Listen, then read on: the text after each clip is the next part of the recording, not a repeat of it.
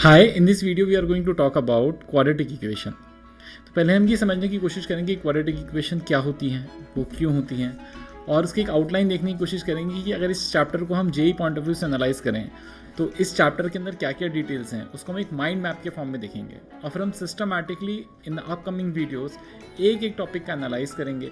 उस एनालिसिस के अंदर हम देखेंगे कि उस पर किस तरह की थ्योरी एग्जिस्ट करती है और किस तरह के क्वेश्चंस बनते हैं। तो आइए स्टार्ट करते हैं। तो जो पहला क्वेश्चन उठता है वो ये उठता है कि क्वाड्रेटिक इक्वेशन होती क्या है। अगर इस क्वेश्चन का आपको आंसर पता है तो वीडियो को पॉज करिए, पहले अपना आंसर ही पेपर पे लिख लीजिए, फिर मैं बताता हूँ। तो आइए देखिए क्वाड्रेटिक इक्वेशन क्या होती है। तो quadratic equation is a equation of the form ax² + bx + c। Simply इतना ही नहीं है, जो इंपॉर्टेंट बात है उसकी नीचे लिखी हुई है। इस पर दो कंडीशंस हैं। पहली condition a is not equal to 0 और दूसरी condition a b c belongs to real number. अब ये दोनों कंडीशंस क्यों इंपॉर्टेंट हैं और इन्हें हमें क्यों सेपरेटली लिख रहे हैं, ये हम देखेंगे अपकमिंग वीडियोस के अंदर कि कैसे ये छोटी छोटी कंडीशंस बहुत बड़ा बड़ा इम्पैक्ट लेके आएंगे और किस तरीके से जेई ने इस पर प्रॉब्लम फ्रेम कर रखें। अब आइए चलते हैं कि हम इस आइडिया को एनालाइज करते हैं कि हम क्वाड्रेटिक इक्वेशन पढ़ते क्यों हैं। तो क्वाड्रेटिक इक्वेशन पढ़ने का सबसे इंपॉर्टेंट रीज़न ये है कि पॉलिनोमियल्स का फंडामेंटल पर्पस ये था कि उनका यूज़ करके हम किस तरीके से कोऑर्डिनेट ज्योमेट्री को एनालाइज कर सकते थे। तो कोऑर्डिनेट ज्योमेट्री के अंदर हम क्या कर रहे हैं, हम ज्योमेट्रिकल प्रॉब्लम्स को सॉल्व कर रहे हैं यूजिंग एल्जेब्रा। तो प्रॉब्लम्स ज्योमेट्री से आती हैं और हम यूज़ कर रहे हैं algebra to solve those problems. तो होता क्या था, हमने पॉलिनोमियल्स के अंदर ये चीज़ देखी थी कि ये ज्योमेट्रिकल फिगर्स को जब आप एल्जेब्रा में लिखने की कोशिश करेंगे तो एल्जेब्रिक एक्सप्रेशंस बनेंगे। और कोऑर्डिनेट ज्योमेट्री के जितने भी कर्व्स इस साल हम पढ़ने वाले हैं, like circle, parabola, ellipse, hyperbola, even pair of straight lines, हम देखेंगे उन सब के एक्सप्रेशन को हम पॉलिनोमियल्स के फॉर्म में एक्सप्रेस कर पाएंगे। और मोर इम्पॉर्टेंटली अगर हम इनकी बात करें तो ये 2 डिग्री इक्वेशंस बनेंगी। जैसे कि ऊपर हमने क्वाड्रेटिक इक्वेशन का फॉर्म देखा, ऐसे ही इन इक्वेशंस के अंदर डिग्री भी 2 होगी। इसीलिए हम जो क्वाड्रेटिक इक्वेशन के अंदर पढ़ रहे हैं वो हाईली यूजफुल हो जाएगा कोऑर्डिनेट ज्योमेट्री के अंदर हम जो पढ़ रहे हैं उसको एनालाइज करने के अंदर। अब आइए इसकी एक एप्लीकेशन जो हम रियल लाइफ में देख सकते हैं उसको डिस्कस करते हैं, ताकि हमारे इस टॉपिक पे थोड़ा इंटरेस्ट जनरेट हो कि हम ये पढ़ क्यों रहे हैं, अपने आसपास भी दिखाई देना चाहिए। तो देखिए ये एक ऐसा डिवाइस है जो आपके सबके घर के अंदर है। This is a dish antenna और हमें हाई HD सिग्नल्स मिलते हैं अपने घर के अंदर देखने के लिए। अब ऐसा हो क्यों रहा होता है, बिकॉज ऑफ इट्स शेप। अगर इसको आप इस सेक्शन से देखेंगे तो इसका शेप ऐसा कुछ है। इसके शेप के कारण, इस शेप को अगर आप देखेंगे इस तरीके से इसका शेप है, तो ये जो शेप है इस शेप को हम ज्योमेट्री में बोलते हैं पैराबोला। और इस शेप की क्या खास प्रॉपर्टी है कि अगर रेज ऑफ लाइट या रेज ऑफ सिग्नल्स, हम कुछ भी बोलें, अगर वो इसके एक्सिस से पैरेलल आए तो all of them will converge to a point. ये आपने क्लास 10 के अंदर भी टू एन एक्सटेंट पढ़ रखा है।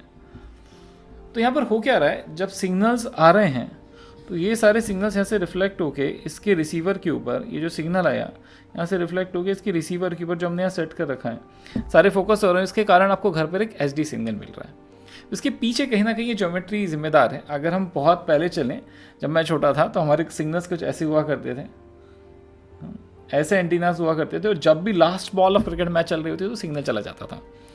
लेकिन बिकॉज ऑफ दिस इनोवेशन जो हम पहले से काफ़ी हाईटेक जगह यूज़ करते थे, उसका एक हमने मिनिएचर फॉर्म बनाया और घर पर भी यूज़ करना स्टार्ट कर दिया, राइट। तो ये बहुत बड़ा इनोवेशन था जिससे हमें हाई HD क्वालिटी सिग्नल अपने घर पर मिल पाए।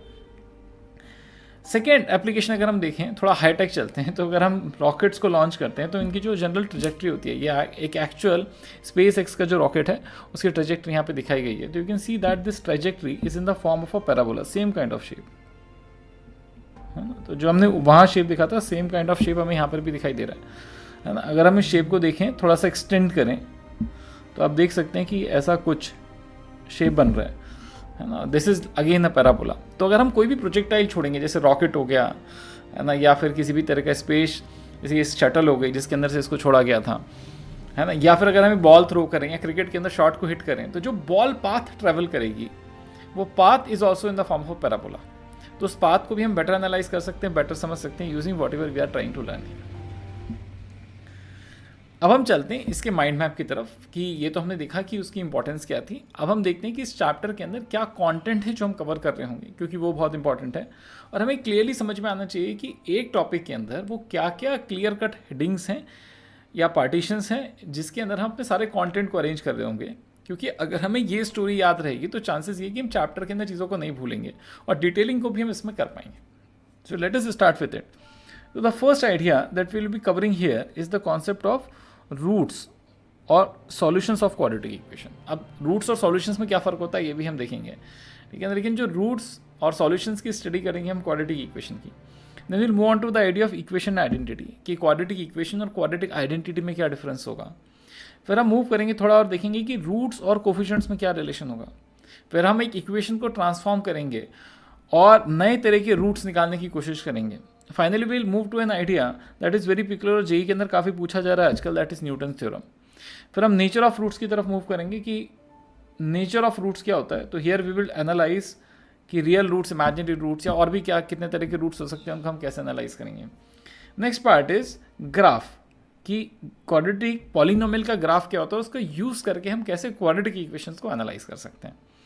फाइनली विल सी कि अगर कोई एक पॉइंट दे रखा हो हमको नंबर लाइन के ऊपर तो उसके रिस्पेक्ट के अंदर हम लोकेशन ऑफ रूट्स को कैसे ट्रेस कर सकते हैं, उसकी क्या कंडीशन हो सकती है और उस पर किस तरह के क्वेश्चंस बनते हैं. Finally we'll move towards the idea of common roots. अगर हमें दो क्वाड्रेटिक इक्वेशन दे रखी हों और अगर हम उनके कॉमन रूट्स के ऊपर कमेंट करना चाहें कि अगर दो रूट्स कॉमन होंगे या वन रूट्स कॉमन होंगे तो क्या कंडीशन बनती है, किस तरह के क्वेश्चन हम इस पर सॉल्व कर सकते हैं. And then the rational polynomial. अगर मैं दो क्वाड्रेटिक एक्सप्रेशंस को लूँ और उनको डिवाइड कर दूँ तो I will get a rational polynomial. ऐसे रैशनल पॉलिनोमियल की रेंज हम किस तरीके से कैलकुलेट करेंगे, डोमेन हम किस तरह से कैलकुलेट करेंगे. And finally we move on to topic known is resolution कि अगर मेरे को एक टू वेरिएबल क्वाड्रेटिक इक्वेशन दे रखी हो तो उसका एनालिसिस मैं किस तरीके से कर सकता हूँ. And finally we'll move on to the last topic of quadratic equation that is equations reducible to quadratic equation. जब हम इतना कंटेंट कवर कर लेंगे तो आप देखेंगे कि मेंस और इनफैक्ट एडवांस तक का जो सारा कंटेंट है वो यहाँ से कवर हो जाता है. एप्लीकेशन पॉइंट ऑफ व्यू पे कुछ और क्वेश्चंस हम एडवांस लेवल पे फर्दर हम देख सकते हैं. तो ये हमने एक एनालिसिस देखा क्वाड्रेटिक इक्वेशन का कि क्वाड्रेटिक इक्वेशन क्या होती हैं, वो क्यों होती हैं, उनका यूज़ हम क्या कर सकते हैं, और अगर हम जेई पॉइंट ऑफ व्यू से इस चैप्टर को एनालाइज करें तो इसके अंदर क्या क्या टॉपिक्स एंड सब टॉपिक्स हैं. I will highly recommend you कि इस तरह के माइंड में आप हर टॉपिक भी बनाएं, उनका एनालिसिस करें चैप्टर स्टार्ट करने से पहले या एटलीस्ट स्टार्ट करने के बाद, सो दैट आपको एक क्लियर कट पता होगा इस चैप्टर के अंदर क्या कंटेंट था, उसमें से क्या इंपॉर्टेंट था, किसका कितना वेटेज है. अगर इस चैप्टर को हम जेई पॉइंट ऑफ व्यू से देखें तो जनरली मेंस में इसमें से 1 से 2 questions depending on paper to paper आ सकते हैं. एडवांस के अंदर ये टॉपिक जनरली डायरेक्ट क्वेश्चन तो आपसे नहीं पूछा जाएगा, लेकिन किसी टॉपिक के अंदर मिक्स होकर इसके ऊपर एक क्वेश्चन बनाया जा सकता है. आइए अब हम नेक्स्ट आइडिया की तरफ मूव करते हैं, that is how to solve a quadratic equation.